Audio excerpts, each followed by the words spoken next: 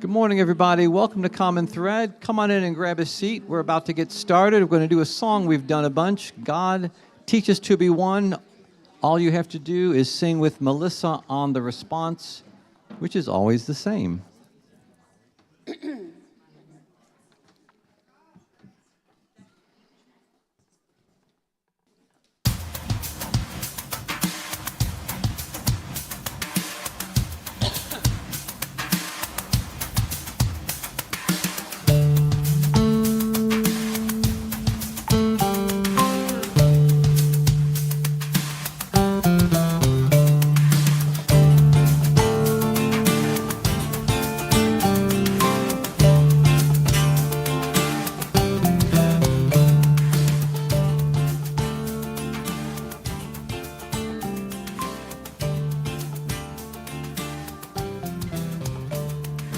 From the mountains to the shore, God, teach us to be one. with the homeless and the poor. God, teach us to be one. Our sense of hope is strong God, teach us to be one. when our strength is almost gone. God, teach us to be one. God, teach us to be one. God, teach us to be one. May Unity shine like the sun through everyone.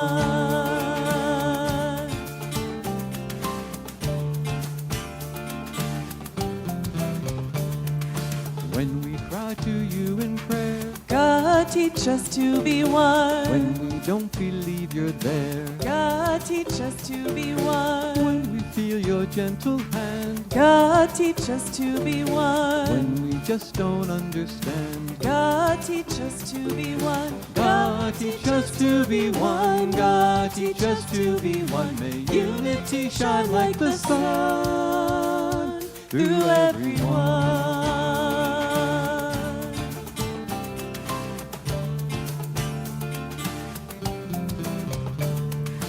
When we're walking in the light, God, teach us to be one. when our hearts are dark as night, God, teach us to be one. when we get what we desire, God, teach us to be one. when we're going through the fire. God, teach us to be one. God, teach us to be one. God, teach us to be one. May Unity shine like the sun through everyone.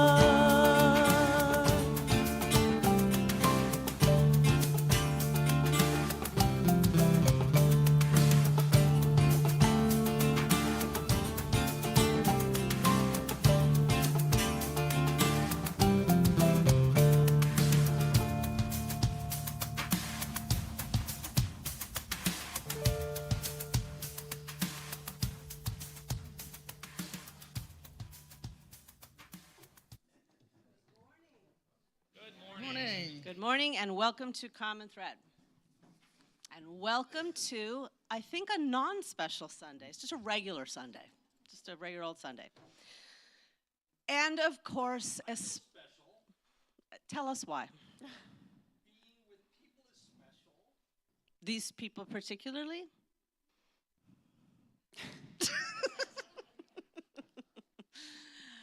Back on track. Special welcome to all of our newcomers, whether you are here for the first time or whether you have been coming for a few weeks or a few months. If you are here, you belong. Welcome. And because we are a church that seeks to find support and companionship around questions instead of answers in the spiritual life, you, our newcomers, our visitors, our guests, you are our life's blood because you keep us practiced in the art of welcoming the stranger. And if you would like to receive that welcome email that is up on the screen, you can click on the QR code, or you could simply talk to somebody. You could talk to this young woman here who was breaking it down for us this morning in a spiritual sense. One of us, or the QR code, or the email, will be happy to welcome you into our community, orient you to our practices. We are also a community that believes that the spiritual journey requires mutual support and companionship. So if you could use some of that these days, you can use the QR code, you can get an email, but there's a simpler, more straightforward path, which is to walk out that door at the end of the service, take a right, go down the hall, and find the library on the left, where there will be a listener who has been trained in the self-awareness worksheet. They would be happy to simply sit with you, to introduce you to the worksheet, or to go through the worksheet with you. And today that listener is, there we go, Dawn. So we would invite you to do that, and we hope that you will take advantage of that. Again, welcome. We're so glad to be together, and let us affirm, as we do every week, the nature of our commitment to one another. If you are here, you belong. If you are here, you belong. We are, every one of us, carriers of the inner light. We are, every one of us, carriers of the inner light. We are, every one of us, carriers of divine breath. So I'd like to invite you to rise, greet one another, and pass the peace.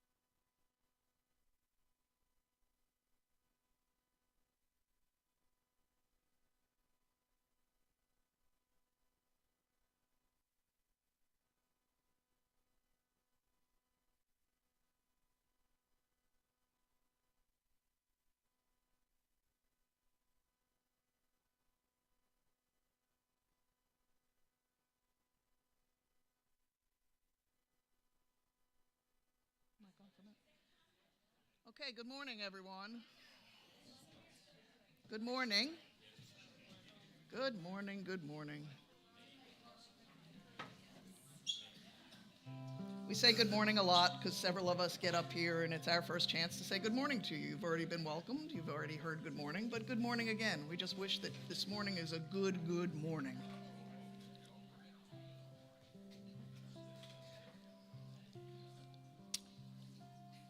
And so this morning, we are going to revisit a chant that we did 2 weeks ago, adding a few more layers to it, a little bit of complexity. It's not going to be that hard. I think we can all do it. And Melissa's going to lead us to begin. Good morning. So like Sue said, we're going to revisit this chant that we started a couple of weeks ago, Become a Whole World. This chant has essentially 3 parts or 3 verses, and the way it's designed is that each segment can be sung over the other parts. That sounds like a lot. Don't fret about that yet. The way we're going to introduce it is how we did last time. Joe and I will sing Become a Whole World. We'll sing that verse, and then you guys will sing it with us. And then Joe and I will sing Remember the Mercy, and you guys will sing that with us to learn that. And then we will sing Be Ye Whole as I Am Whole, and then you guys will sing that with us. Then Sue will lead us in a meditation, and after Sue's meditation, we'll come back in and re-enter this chant to try to drop down into a deeper, more contemplative place. Again, we will run it all together. We will all run it together through one time. So we'll all sing Become a Whole World. We'll all sing then Remember the Mercy, and we'll all then sing Be Ye Whole as I Am Whole. And then we're going to keep playing it. And it's going to be a little bit of a choose your own adventure because you can choose what part you want to sing. So Sue will stay on the Become a Whole World for a Whole World part. She will just continue to sing that. If that's where you feel comfortable, if that's what you feels right in your heart, stay with Sue. Joe is going to sing Remember the Mercy. If you want to sing with Joe on Remember the Mercy, you can do that. I'll stick on the Be Ye Whole as I Am Whole. And again, choose your own adventure. Whatever part feels right for you, you can sing that. We'll do that a couple of times, and then we'll all finish together with Become a Whole World for a Whole World. That sounds like a lot. Don't stress. It's going to be beautiful. But that's how we're going to do it. So to reacquaint ourselves, again, Joe and I will sing the first verse, and then you guys can sing with us. Become a whole world for a whole world. Become a whole world for a whole world. Become a whole world for a whole world.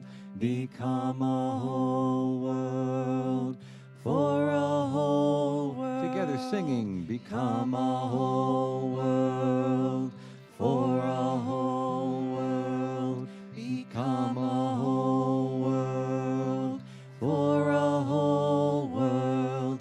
Become a whole world for a whole world. Become a whole world for a whole world. Remember the mercy. Remember the mercy. Remember the mercy. Remember the mercy. Together. Remember the mercy. Remember the mercy. Remember the mercy. Remember the mercy. Be ye whole as I am whole. Be ye whole as I am whole. Be ye whole as I am whole. Be ye whole as I am whole. Together. Be ye whole as I am whole. Be ye whole as I am whole. Be ye whole as I am whole. Be ye whole as I am whole.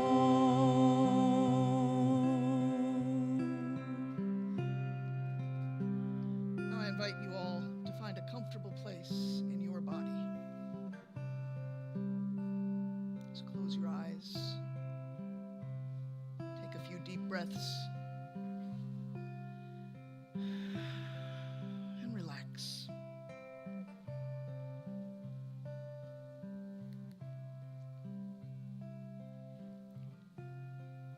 Stack your spine in your seat. Continue breathing in deeply and exhaling fully. And just slow things down for yourself.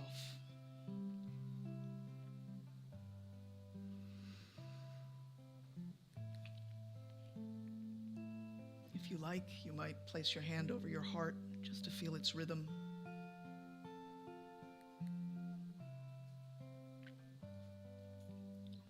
Keep breathing deeply. Imagine drawing in peace with each deep breath.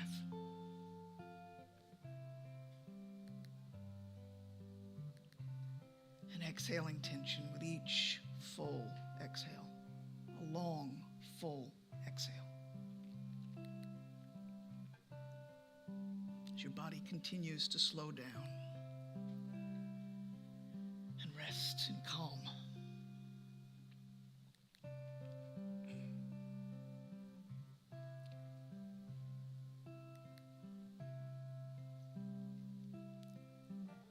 See if you can draw your mind down into your heart.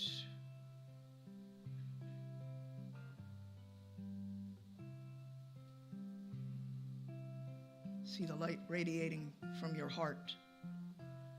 See it expanding and contracting with each heartbeat.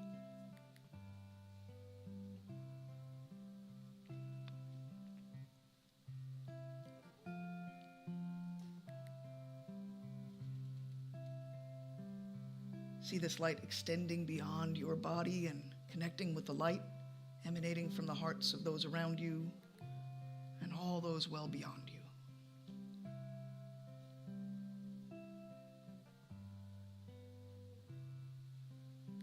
Really feel this sense of interconnectedness, knowing that your heart's energy is an integral part of an infinite network of belonging and connection.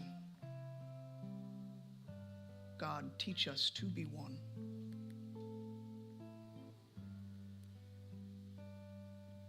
In our oneness, may we become a whole world for a whole world.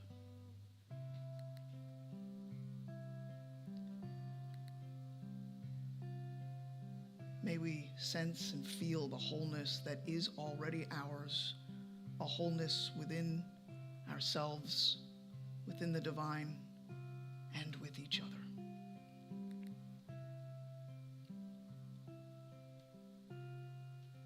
And of course, as we now move into the chant, we will remember the mercy. For when we are so connected, the mercy is impossible to forget.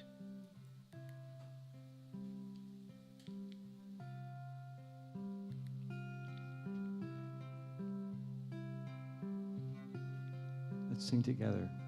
Become a whole world for a whole world. Become a whole world for a whole world. Become a whole world for a whole world. Become a whole world for a whole world. Remember the mercy. Remember the mercy. Remember the mercy. Remember the mercy. Be ye whole as I am whole. Be ye whole as I am whole. Be ye whole as I am whole. Be ye whole as I am whole. Be ye whole as I am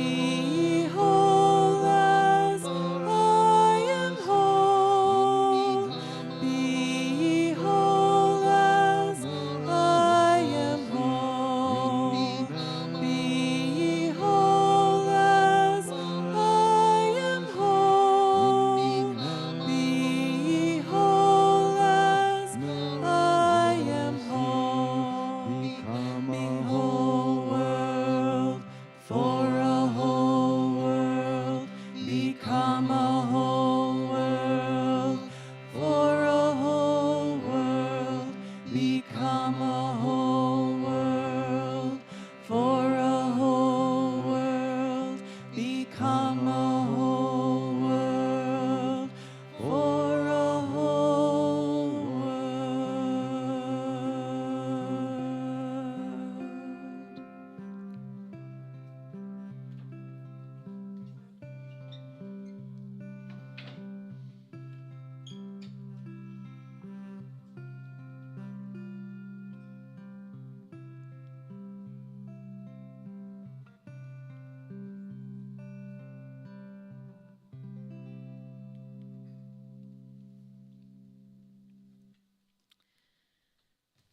So we have a few announcements this morning, as we almost always do. After the service today, we'll have What Are You Thinking on Zoom. Next Saturday morning is our Braver Angels Disagreeing Better workshop, followed that afternoon by a hike at the Durant Nature Preserve. Next Sunday will be our monthly snack and chat, immediately followed by an on-campus workday and a teen bowling outing. And the following Saturday is our annual Enneagram seminar. So this month, we're going to do snack and chat a little differently. In the past, we haven't asked you to contribute the snacks for this gathering, but this time we will. You know, last Sunday's brunch was a beautiful example of how coming together as a community over food, especially food brought and in some cases lovingly prepared by many of us, is a truly connecting and bonding experience. Whenever we've done this, whether it's the chili cook-off, soup and bread, or a brunch after church, the fact that food is contributed by us collectively makes it all so much more meaningful. So we want to bring that sense of intentionality and love to our monthly snack and chats as well. So if you can go to the website and register, you can help us by telling us what you plan to bring, and I look forward to that time with you next Sunday. And immediately after snack and chat, we're asking for as many hands on deck as possible to help with the campus workday. We've got a kitchen to clean and organize, and thanks to Carol, it's really just a maintenance project. She and some other folks from the other communities here on campus spiffed that place up something else a few weeks ago. And Shelby could really use some help downstairs in the children's area. And what a tremendous gesture of love and support for Shelby and our kids it would be for an army of helpers to make light hands of all of that work. So I understand that teens are going to head out bowling after the service. So if you are the parent of a teen, this might be a great way to spend your time before you have to come back and pick them up. So again, next Sunday after the service, 2 ways for us to really be in this together.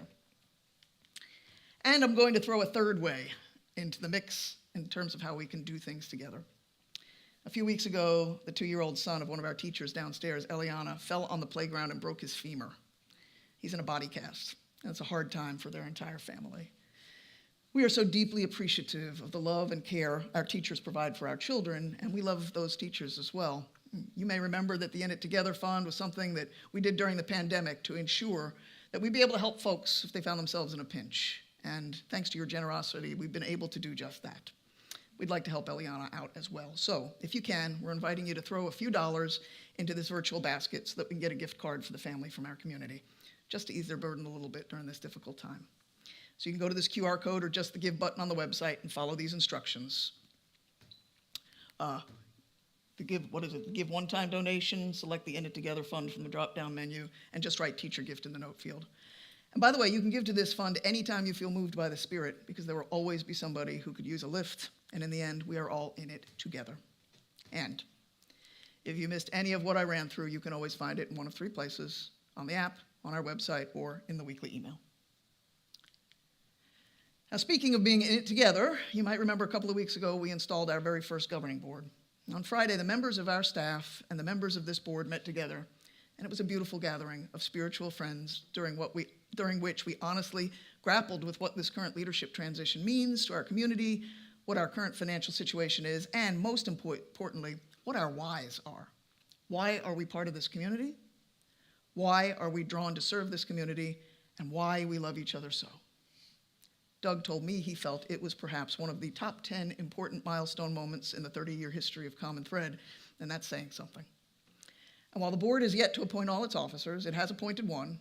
Matt has taken over the role of treasurer and has hit the ground running to find as many ways as possible for us to move toward a position of sustainable financial strength, and he wants to talk to you about just one very simple way in which we can all support this aim, starting right now, together. Matt.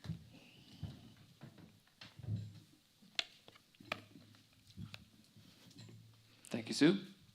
Hey, everybody. I am the board treasurer. Can you say hi, Matt? Thank you for that love. Okay, so I am going to read from these notes so that I don't get nervous. All right, so as you've read in the monthly reports and heard from Sue's video message, our expenses have exceeded our budget consistently this year. So to ensure that we end the year strong, we're making some necessary changes to really how we operate. To be clear, this really isn't a giving problem. You all have been answering that well. Thank you. Please continue doing that. It's a spending problem. And so that's where we're focusing our energies in this fourth quarter. So we're looking at every category of expenses.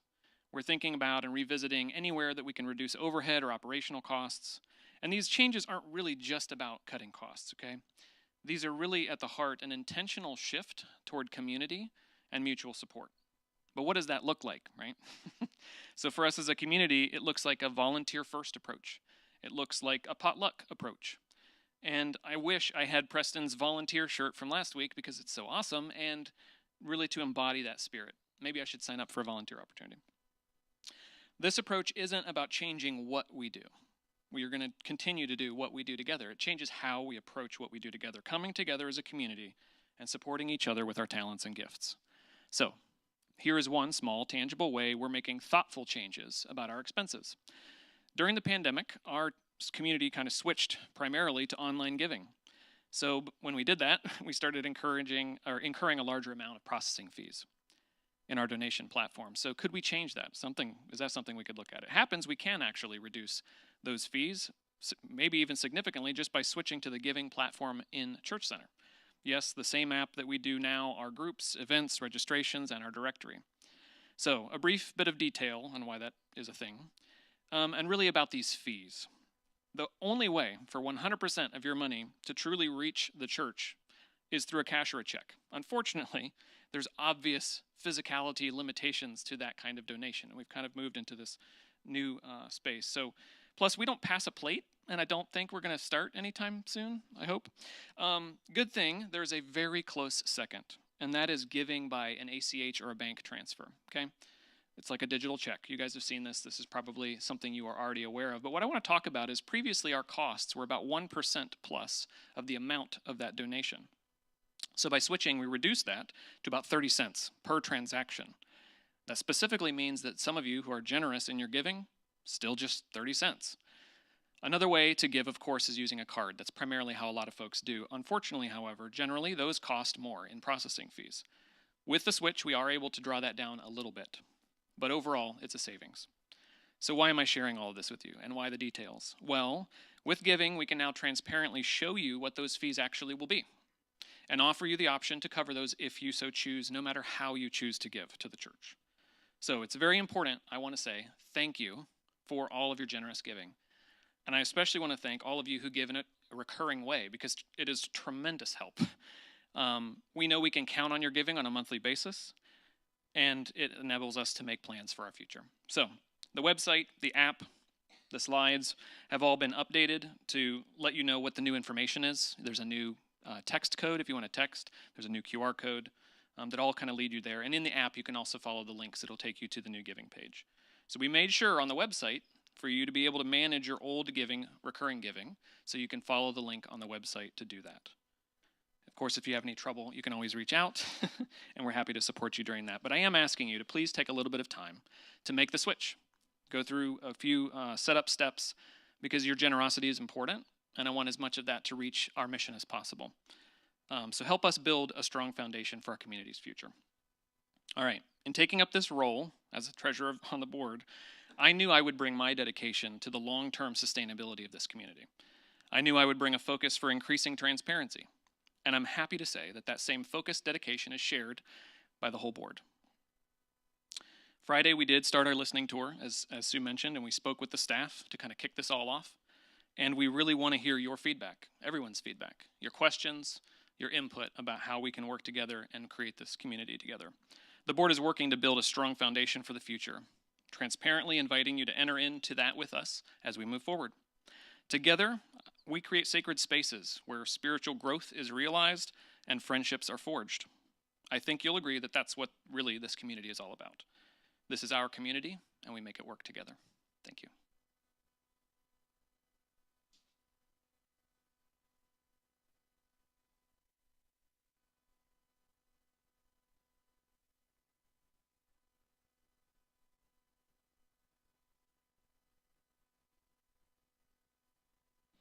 Good morning.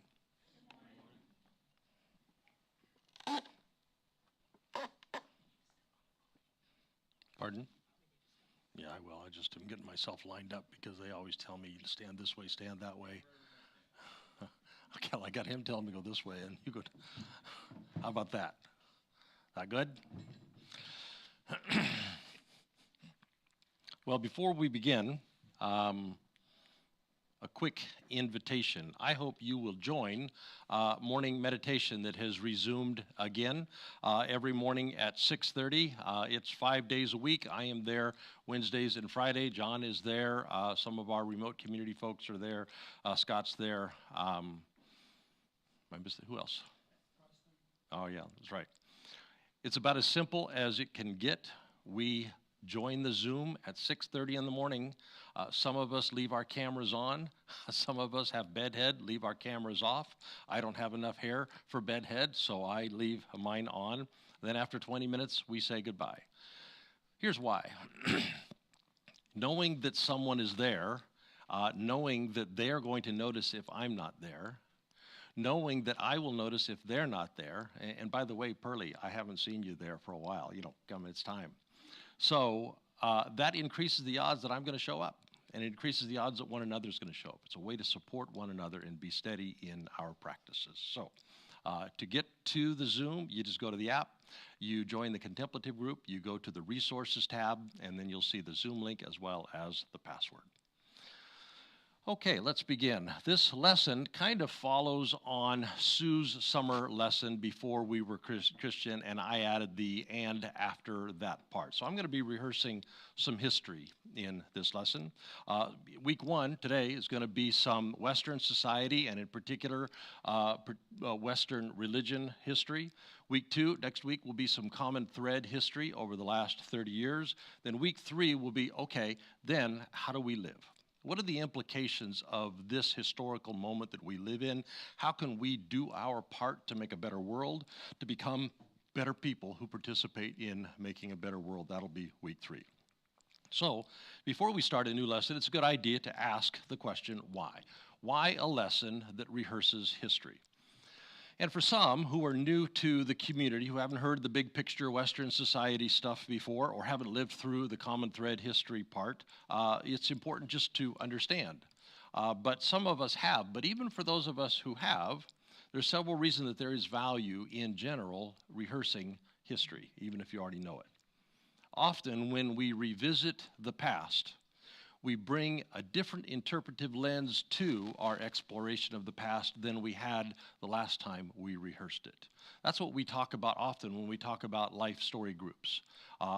When we come to tell the story of our lives, we are not the same me that we were when we lived it.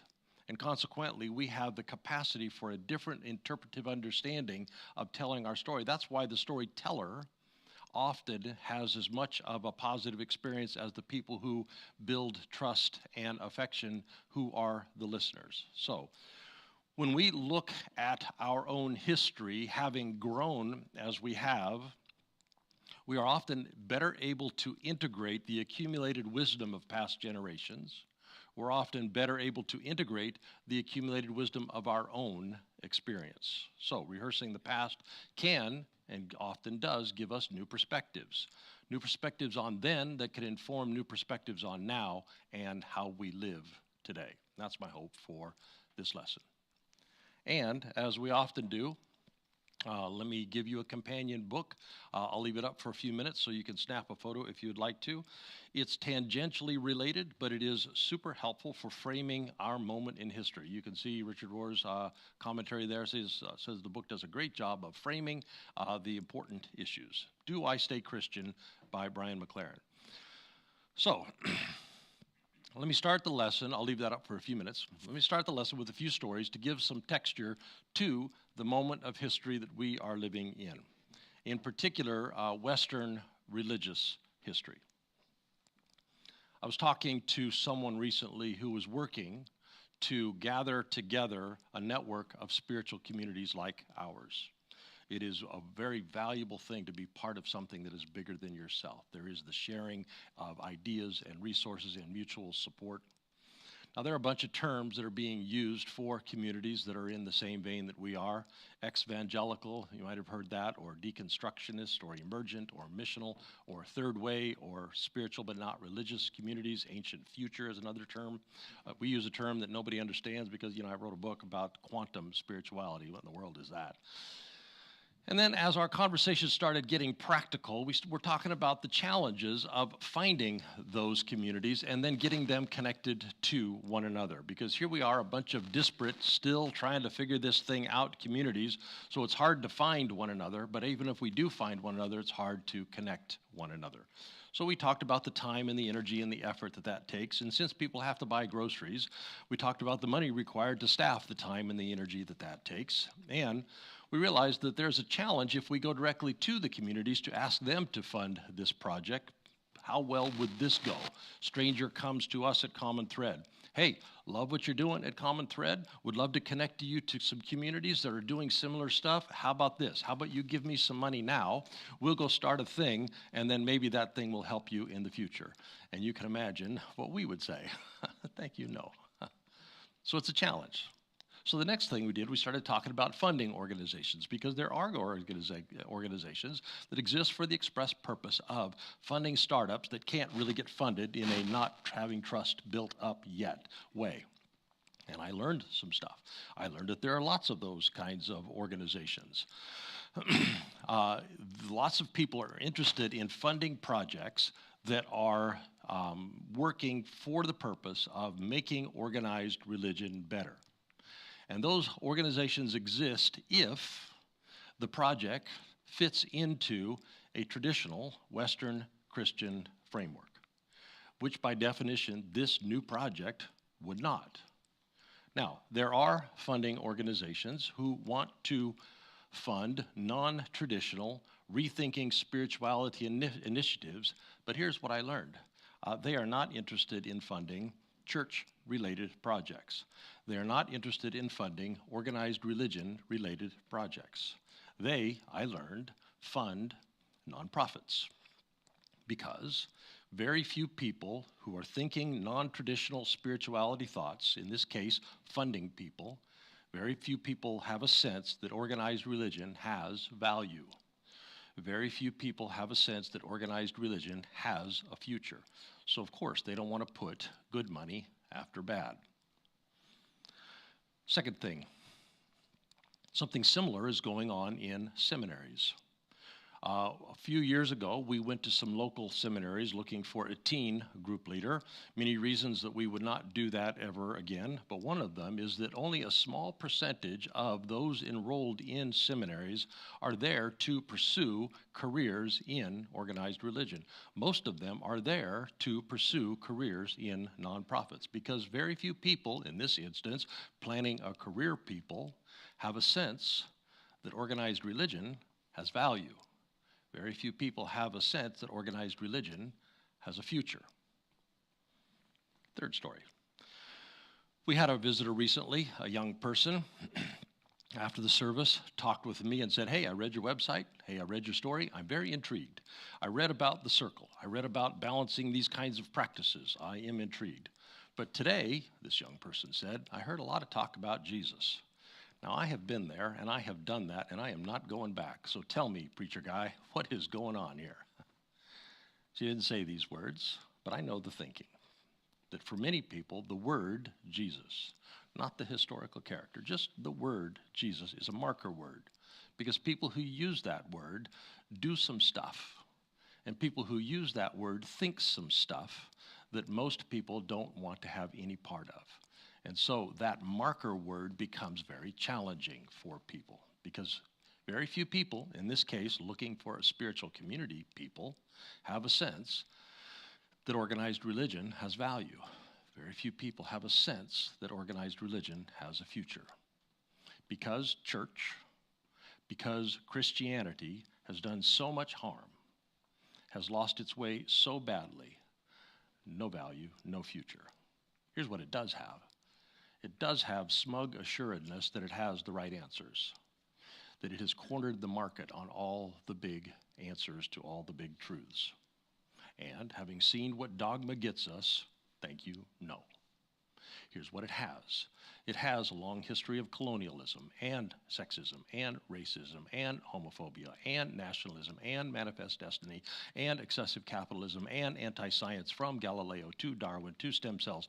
A long history of defending the status quo when the status quo is harmful to black people and to brown people and to queer people and to women people. So thank you. No. Here's what it has. It has a story about God being all loving, but it has a bigger story, more cleverly hidden, about judgment and about punishment. So, thank you. No, I will not be funding your initiatives. I will not be going to your seminary to find a job in your church, and I will not be part of your group. Thank you. No. And that is the moment in history in which we live. And that moment in history has been my lifetime. I am intimately familiar with this. Doing the gig that I do, I know that territory very, very well. And I think I decided to do this gig and then decided to stick with it once I realized all that stuff was going on, because a whole bunch of reasons, and I will tell you them maybe in this lesson, but one of those reasons was my own religious upbringing. Now, it seems like this thing is a little rockier than normal. What if we do this?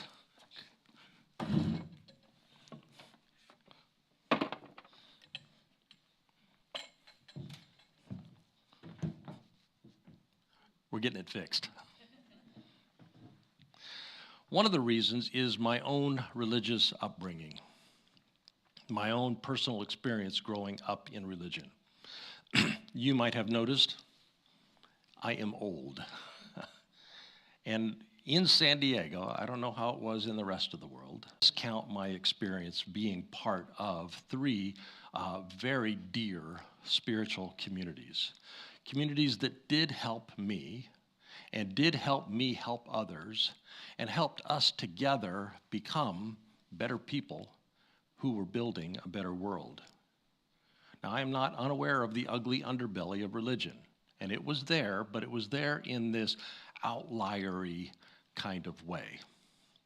Later on, I got a gob full of the ugly part. I am intimately familiar with that. I understand why so many people would say no to organized religion, that it has no future. But what I have lived has been loving community, pursuing spirituality together, has been mutually encouraging, and has been mutually supportive.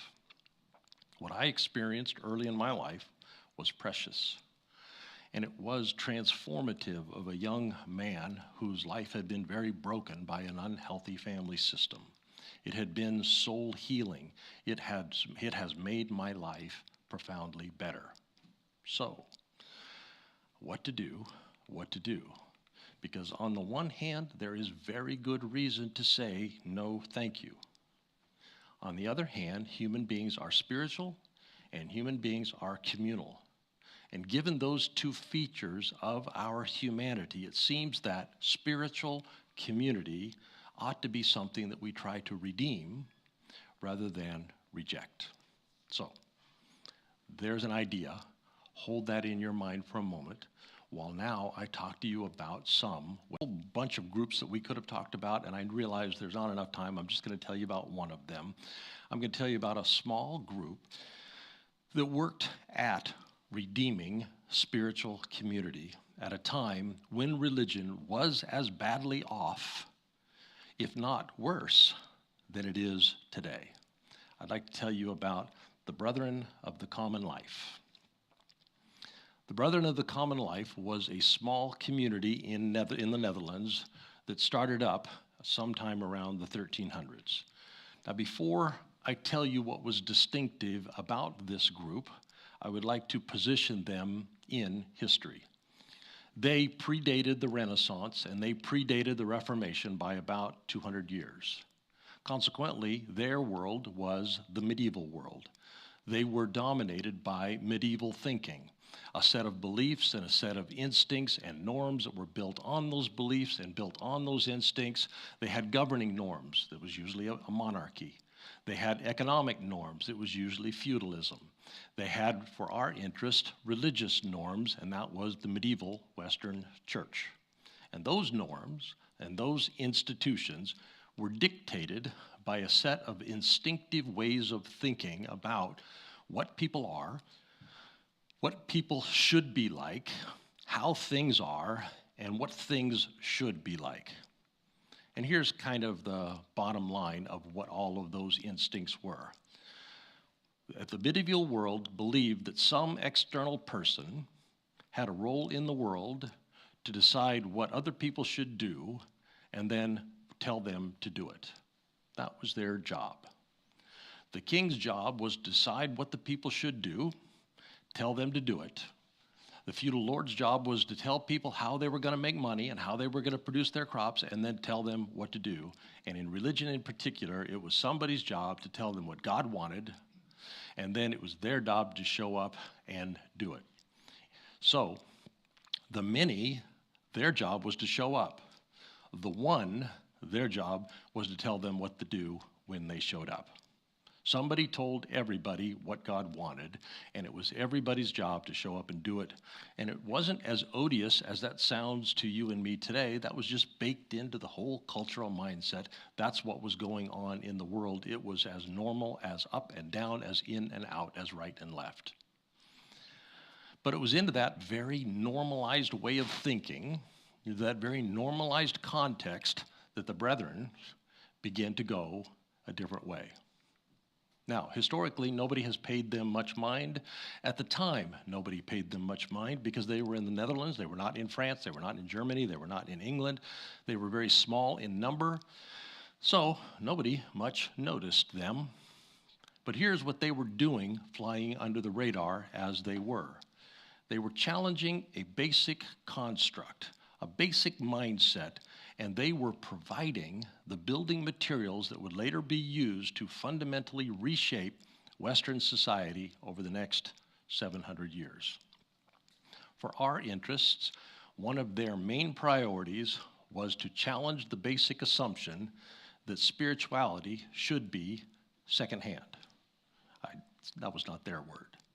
That's my word, because we use it all the time when we talk about secondhand spirituality.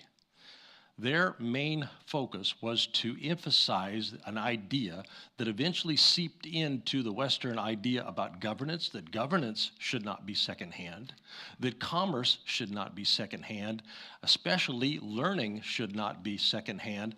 The brethren deconstructed the idea that an external institution run by an external authority could make the bread magic. You would show up and get the magic bread and then be sent on your way. They challenged that idea and said instead, the whole community could organize around the pursuit of firsthand spirituality, direct encounter spirituality, your encounter with the interior divine and my encounter with the interior divine. So, if you've been at Common Thread a while, those terms should sound familiar. You'll not be surprised, maybe, that as they begin their pursuit of firsthand spiritual experience, they put a strong emphasis on, no surprise, the communal practices. They were ordinary people, having kids, doing jobs, cooking, chores, and they adopted an intentional, spiritual, intentional, communal way of being together. They lived close by one another, they were in and among one another's lives, and they did it for the purpose of sharing life intimately one with another. They shared the spiritual journey in a communal way. You will also not be surprised that they rediscovered for their time what we are also rediscovering in our time, the contemplative practices. Important to them was interior prayer, contemplation, silence, and solitude, lectio divina, self-reflection, self-examination, self-awareness. They've been called practical mystics by those who write about them. But perhaps the most influential feature of the brethren, the one that influenced most the next 600 years, they leaned heavily into the learning practices. They established schools for people who were typically not educated in the medieval world. Feudal peasants just didn't go to school. That wasn't part of what they did. Learning was not considered a part of their lives. And if they ever did go to school, they certainly didn't include girls. But the brethren did. The brethren included girls in learning, included peasants in learning, included men and women and wealthy and not wealthy in the leadership of their communities. I don't know if that's bothering you, but that's bugging me. The only thing I've done differently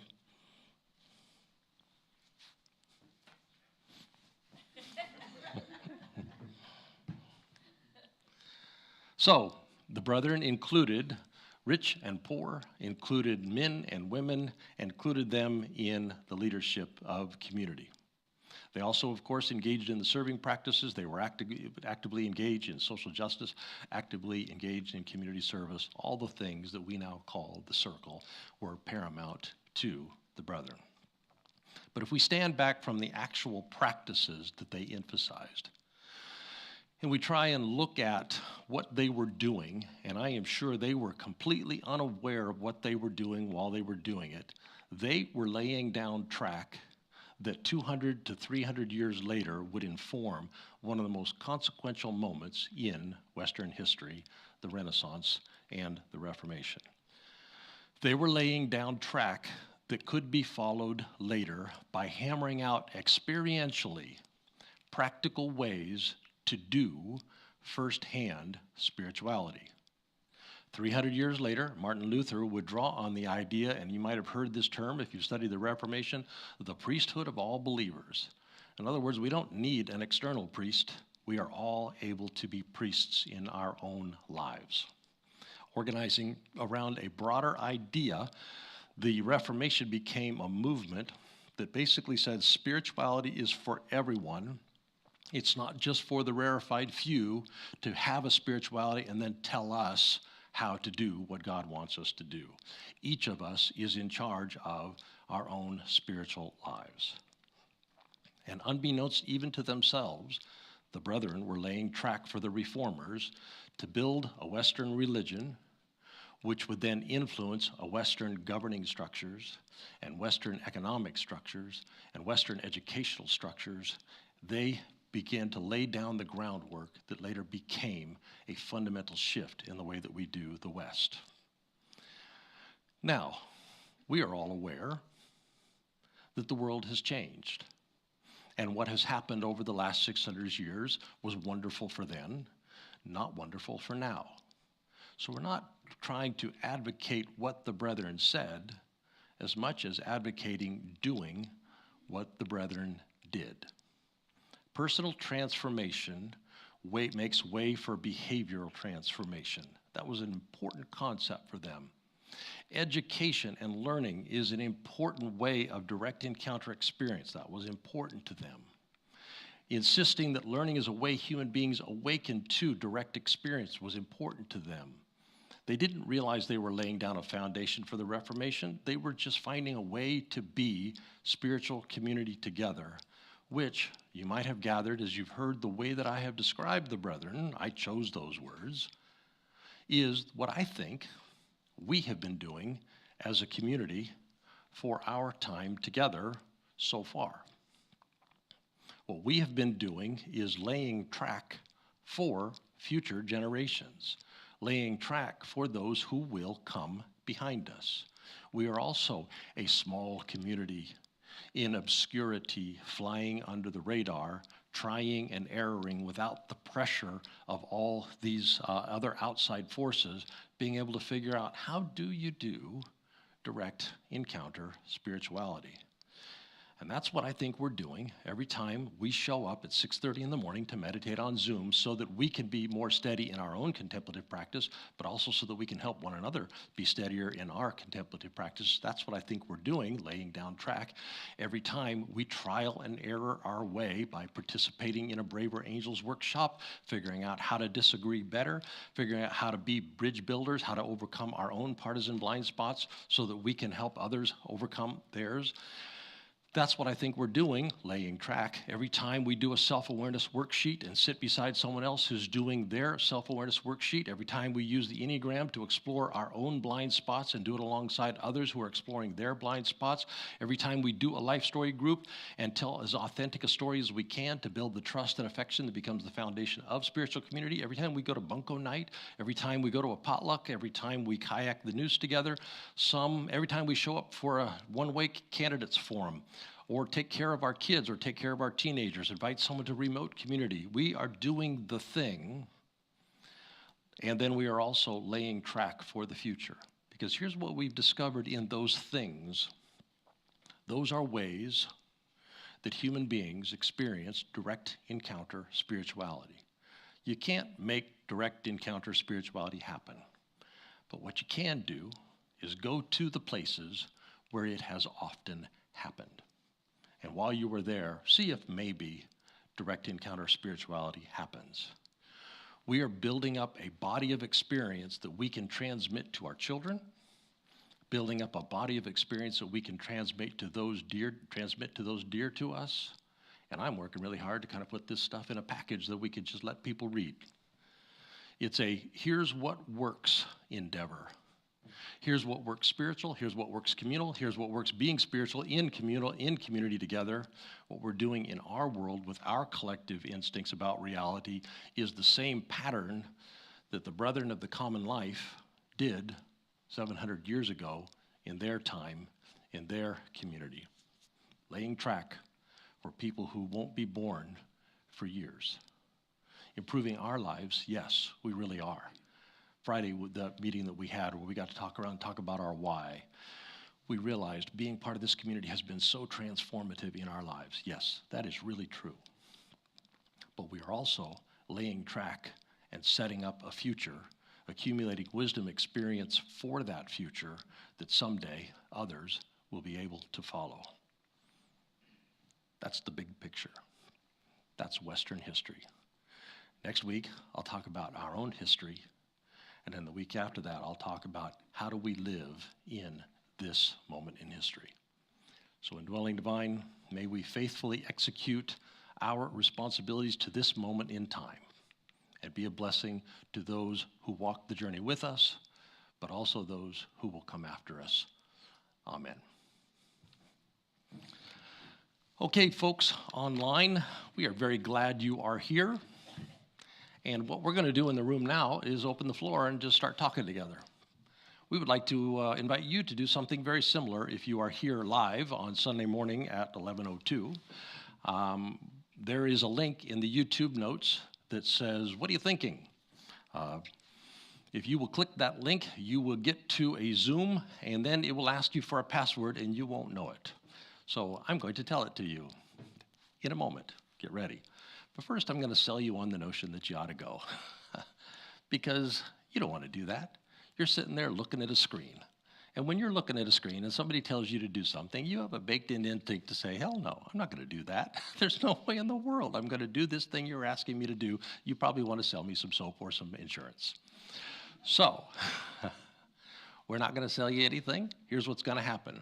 Some people on that link and on that Zoom are going to say, hello, what's your name? I know a little bit about you, and then we're going to ask some questions and maybe go around the circle. You don't have to talk if you don't want to the first few times, but eventually you'll want to. What did you think about what we talked about in the lesson today? How do you experience that? And that's how the conversation will go. I think it lasts about 20 minutes. So, hope you'll go.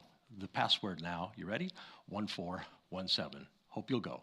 There's another link there as well that if you're not here live, if you're not here at 11:03 in the morning, then you can go to that one. It will send you some information about how to get involved in the other things that we do.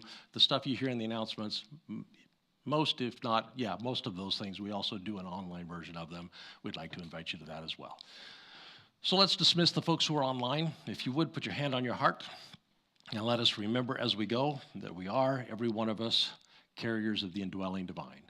That means that love and joy, peace, patience, kindness, goodness are in us because the divine light is in us. And then if you would extend your other hand to our city, let's look for opportunities to share what's already in us with the people that we live and work and go to school with, looking for opportunities to repair and heal our worlds. Amen. God bless you all. You are dismissed. We are not dismissed. Tell me what you're thinking, or sensing, or feeling.